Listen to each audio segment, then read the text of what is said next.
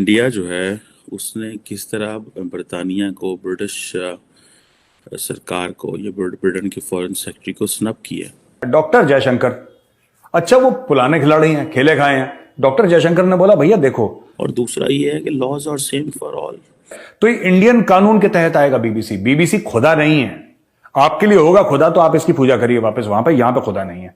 Nobody is above the law and the law is the same for everybody. Jaishankar ने बड़ा cleverly को बताया कि जो भी एंटिटीज इंडिया में ऑपरेट करती हैं वो रेलेवेंट लॉज और रेगुलेशंस के मुताबिक चलेंगी। जारी बात है वो पांचवी बड़ी इकोनॉमी बन गया है, तो फिर जिसे कहते हैं ना, इंडिया ने तो आंखें दिखानी है। कर देंगे वो कर देंगे, किसके सर पे कर देंगे?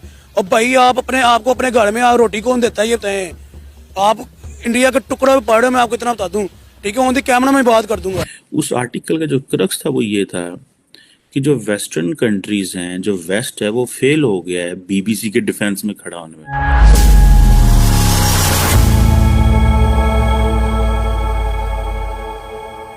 जय हिंद दोस्तों। पिछले महीने बीबीसी के भारत स्थित कार्यालय पर आयकर विभाग की कार्रवाई को लेकर ब्रिटिश विदेश मंत्री जेम्स क्लेवेरली ने बुधवार को दिल्ली में विदेश मंत्री एस जयशंकर के सामने इस मुद्दे को उठाया। ब्रिटिश विदेश मंत्री एस जयशंकर के साथ द्विपक्षीय बैठक में बीबीसी की नई दिल्ली और मुंबई कार्यालय के आयकर विभाग के छापेमारी का मुद्दा उठाया। ब्रिटेन के मंत्री द्वारा सवाल पर भारत के विदेश मंत्री एस जयशंकर ने करारा जवाब दिया। साफ तौर पर कहा कि भारत में काम करने वाले सभी संस्थाओं को कानूनों और नियमों का पूरी तरह से पालन करना चाहिए। जेम्स क्लेवरली G20 सम्मेलन में हिस्सा लेने के लिए भारत आए हुए हैं। Pakistani media S Jaishankar British विदेश मंत्री को करारा जवाब दिए जाने पर हैरान दिखाई दे रहा है।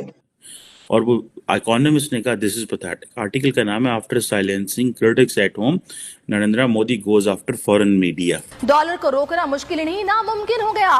मुल्क में डॉलर गर्दी ने हद ही कर दी। रुपए को एक बार फिर से बड़ा झटका दे डाला। इंटरबैंक में अमेरिका बहादुर की करेंसी 18 रुपए 89 पैसे महंगी हो गई। इंडियन गवर्नमेंट ने और अवाम ने बड़ा रिएक्शन दिया। उन्होंने क्या जी, दिस इज अनएक्सेप्टेबल। और इंडियन मीडिया ने फुल थ्रॉटल क्रिटिसिज्म किया बरतानिया का। इंडिया जो है उसने किस तरह बरतानिया को, ब्रिटिश सरकार को या ब्रिटेन के फॉरेन सेक्रेटरी को स्नब किया। अब हुआ ये है कि ये जो बीबीसी का मसला आया, तो इस पे बेसिकली उन्होंने जो बरतानिया के जो फॉरेन सेक्रेटरी थे जेम्स क्लेवरली, उन्होंने ये कहा जी कि जो टैक्स सर्चेज के इश्यूज हैं बीबीसी ऑफिस के इंडिया में, ये क्यों हो रहे हैं।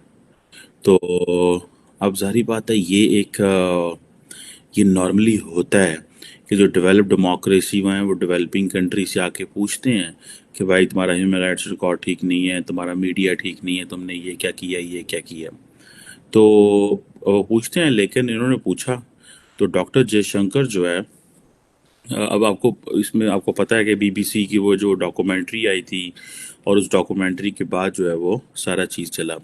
अब ये है कि फिर उसके बाद क्या हुआ कि इंडिया के जो टैक्स अथॉरिटीज़ हैं उन्होंने कोई 3 दिन लगाए बीबीसी ऑफिस जो दिल्ली और मुंबई में है उसमें जो डाटा वगैरह और डिजिटल डिवाइसेस थी उनको और एम्प्लॉयज़ को सर्च मर्च किया, क्या कर रहे हो, क्या चल रहा है।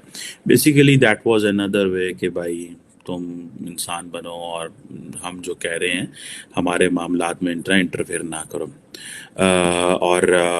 अब ये चीज़ें जो हैं, ये that was a clear message to India. British broadcasting company, बरतानवी सरकार की कंपनी, इंडियन गवर्नमेंट ने और अवाम ने बड़ा रिएक्शन दिया। उन्होंने कहा जी this is a colonial mindset, this is unacceptable. और इंडियन मीडिया ने फुल थ्रॉटल क्रिटिसिज्म किया बरतानिया का।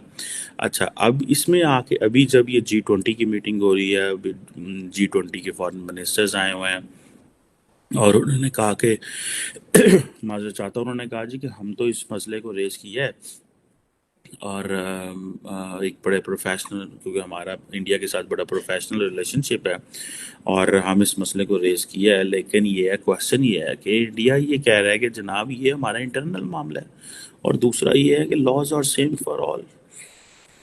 अच्छा, इसमें ये है कि जिसे वो कहते हैं ना कि इंटरनेशनल मीडिया इसको और तरीके से ऑपरेट कर रहा है। फॉर एग्जांपल आप इसको देखेंगे, रॉयटर्स देखेंगे तो और तरीके से ऑपरेट बता रहा है। अगर आप इसको लोकल इंडिया की न्यूज़ देखेंगे तो वो और तरीके से बता रहा है। Basically that's how things go. अब ये है कि जी डॉक्टर जयशंकर ने कहा जी कि हम इंडियंस कहते हैं कि जी डॉक्टर जयशंकर ने बड़ा क्लेवरली को बताया कि जो भी एंटिटीज़ इंडिया में ऑपरेट करती हैं वो रेलिवेंट लॉज और रेगुलेशंस के मुताबिक चलेंगी, और जो इनकम टैक्स डिपार्टमेंट ने जो कुछ किया है that is not something extraordinary. और ये कहा जा रहा है कि जो फाइनेंस मिनिस्ट्री की जो स्टेटमेंट है इंडिया के अंदर वो ये है कि जो IT डिपार्टमेंट है उसने बहुत सारी एविडेंस की गैदर की हैं और इस तरह की कि ये रेमिटेंस के मामलात और इस तरह की चीज़ें जो है वो नहीं की। मैं आपको बताता चलूँ, आज से थोड़े दिन पहले एक आर्टिकल आया था द इकोनॉमिस्ट में, बड़ा इंपॉर्टेंट आर्टिकल था वो भी, और वो भी I think if I would say that was a sort of जिसे कहते हैं ना कि प्राइम मिनिस्टर मोदी किस तरह चीज़ों को डील कर रहा है। उस आर्टिकल का जो क्रक्स था वो ये था कि जो वेस्टर्न कंट्रीज़ हैं, जो वेस्ट है वो फेल हो गया है BBC के डिफेंस में खड़ा होने में। और वो इकोनॉमिस्ट ने कहा दिस इज पैथेटिक। आर्टिकल का नाम है after silencing critics at home Narendra Modi goes after foreign media. ठीक है जनाब। अब इंडिया जो है वो जो डॉक्यूमेंट्री बनी, आप देखिए कि किस तरह डॉक्टर जयशंकर ने इतनी टफ लाइन ली है और ये give a very tough message to the international media. तो अब जारी बात है वो 5वीं बड़ी इकोनॉमी बन गया है, तो फिर जिसे कहते हैं ना इंडिया ने तो आंखें दिखानी है। ठीक है जी। और वो जो इंडिया आंखें दिखा रहा है उसको जारी बात है बरतानिया को थोड़ा फील हो रहा है कि भाई ये क्या कर रहे हैं और किस तरह हो रहा है। इंडिया के इंडस्ट्रियल मिनिस्टर ने एक बहुत बड़ी स्टेटमेंट दी है कि आने वाले 5 से 6 सालों में इंडिया दुनिया की 3री बड़ी इकॉनमी बन जाएगा। ऑलरेडी इंडिया यूके को पीछे छोड़कर दुनिया की 5वीं बड़ी इकॉनमी तो बन चुका है। क्या वाकई में लगता है कि अनकरीब ये वक्त आने वाला है कि इंडिया दुनिया की 3री बड़ी इकॉनमी बन जाएगा? देखिए, बात करता चलूँ ना अगर इकोनॉमीज के ऊपर, तो ये स्टेटमेंट मेरी नज़र में गलत है कि इंडिया आने वाले 5 सालों में दुनिया के 3रे नंबर पे इकोनॉमी वाइज हो जाएगा। 5 साल क्यों मैंने गलत कहे हैं, उन्होंने टाइम ड्यूरेशन बहुत ज़्यादा बता दी है। ठीक है, ये पॉइंट देखे ना, टाइम ड्यूरेशन, जिस तरह उनकी डेवलपमेंट हो रही है, जिस तरह उनकी ग्रोथ हो रही है, जिस तरह वो अपने आप को लेके चल रहे हैं, ओवरऑल कंट्री की बात करें, उनके हुक्मरान भी, उनके अवाम भी, पब्लिक भी, ठीक है, वो अपने आप को जिस तरह लेके चल रहे हैं स्टेबल और ऊपर से कॉम्प्रोमाइजेशन के साथ, तो मेरी नज़र में 1.5 से 2 साल बहुत है उनके लिए। आपके नजदीक इंडिया की तरक्की का राज क्या है? इतनी तेजी से इंडिया की इकोनॉमी ग्रो करके समझते बालातर है, देखते ही देखते हमारा हमसाया मुल्क इंडिया जो है यूके को पीछे छोड़कर दुनिया की 5वीं बड़ी इकोनॉमी बन गई और अनकरीब 3री भी बनने जा रहा है। इतनी तेजी से उनकी इकोनॉमी ग्रो कर रही है, रीजन क्या है? देखिए, अगर मैं फैक्ट्स गिनवाने बैठूँ ना तो सही रात फैक्ट्स गिनवाता रहूँगा उनकी मैं डेवलपमेंट की, उनकी ग्रोथ के। सबसे पहला फैक्ट तो मैंने आपको ये बताया कि उनको जो हुक्मरान मिल गया ना, जो उनकी गवर्नमेंट इस टाइम चल रही है वो मुखलिस गवर्नमेंट है। ठीक है, वो अपनी कंट्री से मुखलिस है, कंसर्न है।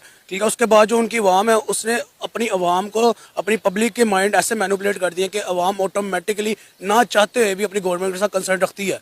ठीक है, अब जो दोनों गवर्नमेंट का और पब्लिक का आपस में कंसर्न है ना, वही उनकी कामयाबी का राज है मेरी नज़र में।